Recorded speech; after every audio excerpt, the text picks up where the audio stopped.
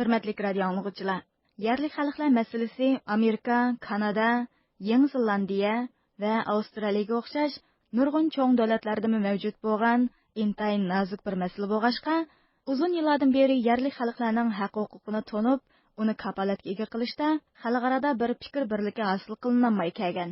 Ammo maxsus yerlik xalqlar masalasi ustida xizmat qilib kelgan xalqaro tashkilotlarning uzildirmay ilib borgan faoliyatlari natijasida BDT oxiri 2007 yili 13 sentabrga kelganda yerlik xalqlar huquqi bayonnomasini e'lon qilib, yerlik xalqlarning huquqini to'nigan.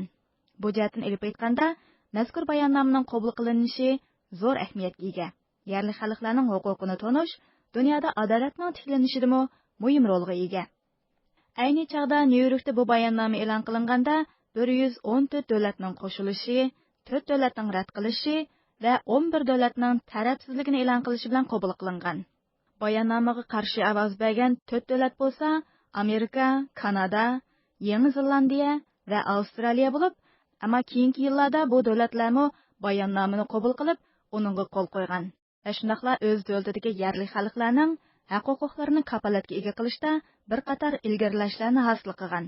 Xitoy Xalq Jumhuriyati bu bayonnomani aktivlik bilan qabul qilib, buningga imzo qo'ygan davlat bo'lsa-mu, ammo qiziqarligi Xitoy o'z davlati tavasida yerlik millat borligini e'tirof qilmagan.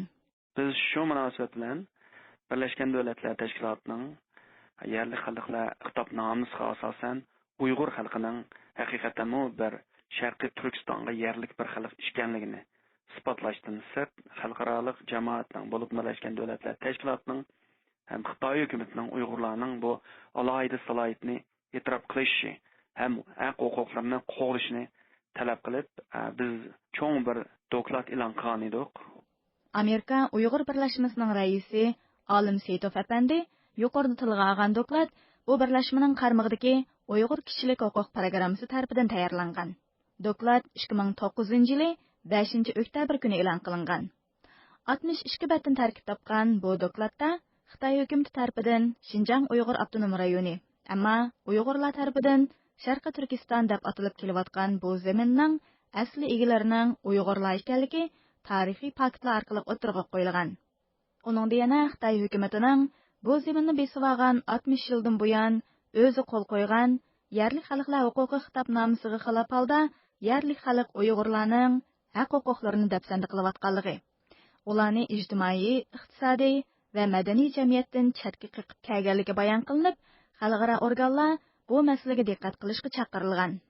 Olim Seyitov apandining bildirishicha, xalqarodagi aloqador tashkilotlar va Birlashgan Davlatlar Tashkilotining Uyg'urlarni yerlik xalq deb tonishi Xitoy ustida xalqaro besim paydo qilishdimi zo'r ahamiyatga ega.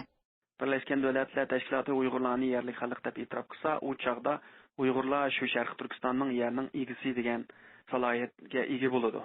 Shuningga u chaqda Uyg'urlar o'zining tili, madaniyati, dinini taraqqiy qildirish huquqi ham o'zining yerdan chiqqan boyliqlarga ega bo'lish huquqi, o'zining tabiatini qo'g'dash huquqi, o'rmon, bino, daryo degandek. Anan keyin sirtdan kelgan ko'chman nopusning bo'lib Xitoy nopusining ko'chish sonini cheklash huquqi degandek nurg'un haq-huquqlarga ega bo'ladi. Anan keyin buningga Xitoy hukumati qo'l qo'yganligi uchun Xitoy hukumati cho'qim Birlashgan Davlatlar Tashkilotining bu qonuniga asosan uni ijro qilish kerak. Uningdan sirt Xitoy hukumati har yili Birlashgan Davlatlar Tashkilotiga o'zining bu xitobnomasiga rioya qilmaganligi to'g'risida uning doklad yozdi. Uningdan sirt Uyg'urlarning vakillari Birlashgan Davlatlar Tashkilotida Xitoy hukumatining bu xitobnomaning ro'yi bo'yicha Uyg'urlarning yerlik huquqini e'tirof qilyapti, qo'g'damayapti degan to'g'risida shikoyat qilish huquqiga. Xitoyda 2010 yili e'lon qilingan nopus statistikasiga qaraganda, Xitoyda oz sonli millatlar deb atalib kelayotgan 55 millatning umumiy nopusi 105 million 226 ming. Ular umumiy nopusning 8,47% tashkil qiladi. Xitoyda avtonom rayon salohiyati berilgan Uyg'ur, Tibet, Mo'ng'ul qatorliq 5 millat rayonining yer ko'lami butun Xitoy yer ko'lamining 60% tashkil qiladi. Xitoy doiralari bu zaminning azaldan beri Xitoyning zamini ekanligini, barcha millatlarning o'zaro inoq ittifoq yashab kelganligini tashviq qiladi. Aloqador materiallarga qaraganda, Xitoy hukumati BDTdagi salohiyatidan foydalanib, o'z ichidagi yerlik xalq masalasining tilga ilinishini cheklashga urinib kelgan. Ular yerlik xalqlar huquqi bayonnomasining o'z davlatining ahvoliga mos kelmaydiganligini ilgari surib kelmoqda. Lekin maxsus yerlik xalqlarning advokatligini qilib kelgan yerlik xalqlar qurultiyi va yerlik xalqlar masalalari xizmat korpusiga o'xshash xalqaro tashkilotlar Xitoy osonliq millatlar deb atayotgan millatlarning vaziyatiga o'xshashla diqqat qilib kelmoqda.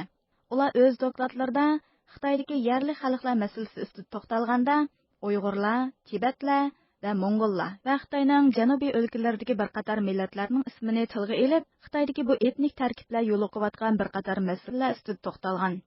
Ular e'lon qilgan dokladda Xitoy hukumatining Uyg'ur rayonida yurgizayotgan qo'shtil ma'rifining Uyg'urlar uchun jiddiy tahdid paydo qilayotganligi alohida ta'kidlangan. Yuqorida ismi tilga ilingan tashkilotlar BDTda kuzatish va tavsiya qilish salohiyatiga ega bo'lib, bu tashkilotlarning hozir Afrika, Osiyo, Janubiy Amerika va Rossiya qatorliq rayon va davlatlarda maxsus xizmat guruhlari bor.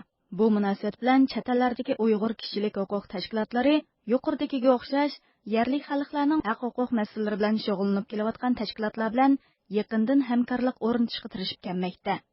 Hurmatli radio anglovchilar, buni irada tayyorladi